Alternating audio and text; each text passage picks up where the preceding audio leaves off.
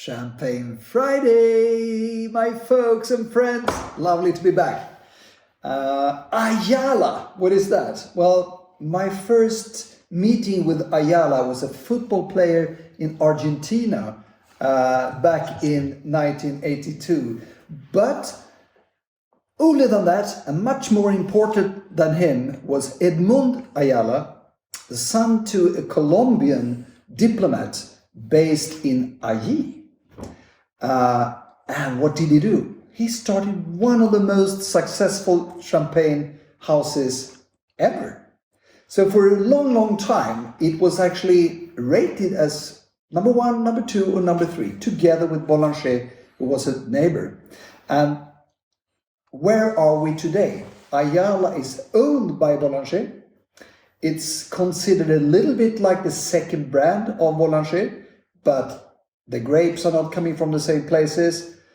Everything is done individually, and there is no hint of oak barrels as far as you can look. So the styles are very different. I felt for a while that when I was in the 60s and 70s, I have some great memories, especially from the 66, the 62, and best of all, this 1961, which were absolutely amazing champagnes, and even the really old ones, the 28, etc. They are gorgeous champagnes still if the bottles are in great condition. Then there was a little bit of a dip for quite a long time, and the best bottle of the Cuvée Prestige I just had last week, La Perle 13, not the greatest of vintages, but made by a female winemaker, Caroline, who just starting at another place. I don't know if it's official yet, so I keep my mouth closed. But anyway, the style has been more refined towards a slightly, how should I put it, a little bit more vanilla pods, a little bit more easygoing, charming style. I think they were for a while a little bit struggling with his own history, not having the real grapes to make those majestic wines, and they turn into becoming slightly more flirty and more easy to drink. And I think that's a good choice. So in front of me I have there two non-vintages. The white one called Majeur and Majeur Rosé. And this one, the white, is made from 70 crus. 70, that's a lot. And 24 crus for the rosé, with 6% Allí Grand Cru from the red wine to give the color and also some structure to the wine. And in another end, they have the Blanc. I didn't know where to put it. Should I put it here or there? Well, I put it in the middle because I know it will be superior to the non-vintage, because it's almost a Cote Blanc. There's a little bit of Cézanne as well, but it's almost only Cote Blanc with that to some other Premier Crus and also Grand Crus. So, Ayala, here we go. Champagne Friday, a little bit of tasting. And it was a long time since we met, but I was very impressed by the 13 La Perle. And please, if you see it, the price is very low in comparison with the quality. So buy it.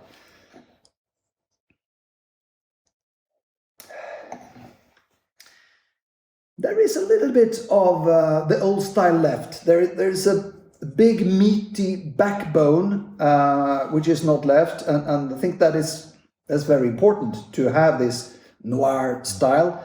Despite the fact that we have 55% Chardonnay in this one, I think the Pinot Noir on the nose is quite strong, and I like that style, and I think we can age this champagne a little bit longer with that and transform it into a little bit more mushroomy in a nice sort of way.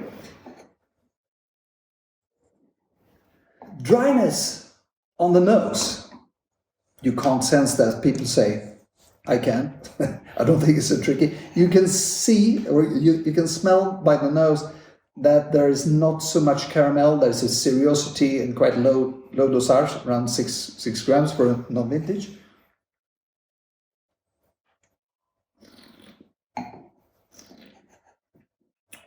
Sturdy, rich, round, not so flirty, not the easiest, but polished, round, no harsh notes, nothing as it used to be where there was a slightly earthiness and a little bit too much of the old aromas, a little bit oxidative characteristics.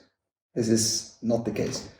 3 vintages reserve wines and a slight majority, 60% of the most recent and 40% reserve wines. Blanc de Blanc. Le Blanc de Blanc is the new name for the Blanc de Blanc. And 16.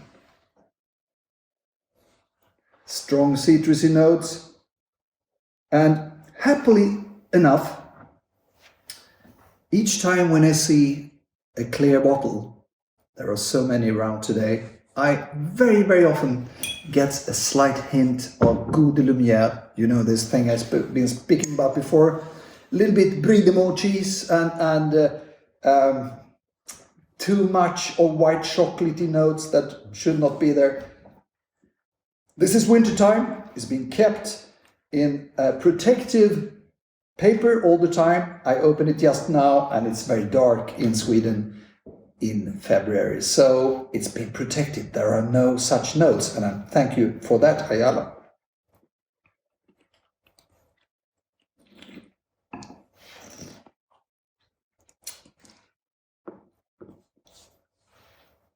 Not one of the strongest Blanc de Blancs, not with a very strong identity or uniqueness, but very polite, very nice drinking, and quite long. And in the aftertaste, there is a slight grapefruit bitterness, which shows that you can age this for 5-6 years more. The Rosé Majeur. It smells a little bit like it does in the fermentation room in Ayala during the fermentation, when you walk around there. And that's coming from the still red wine. And that is a little bit cheesy notes. What kind of cheese do I speak about? Some Gruyere, Beaufort, something like that. And together with red apples, very, very strong, quite wild, rather rustic nose. But you also have some beetroots, which I find as a very nice Pinot note. Here again, we have a slight dominance of the Chardonnay grapes. But on the nose, it's much more Pinot Noir. The Pinot Noir are normally stronger from this Ayala-based house.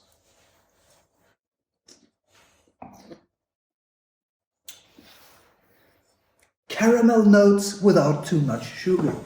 That is nice. So the dosage is not very high.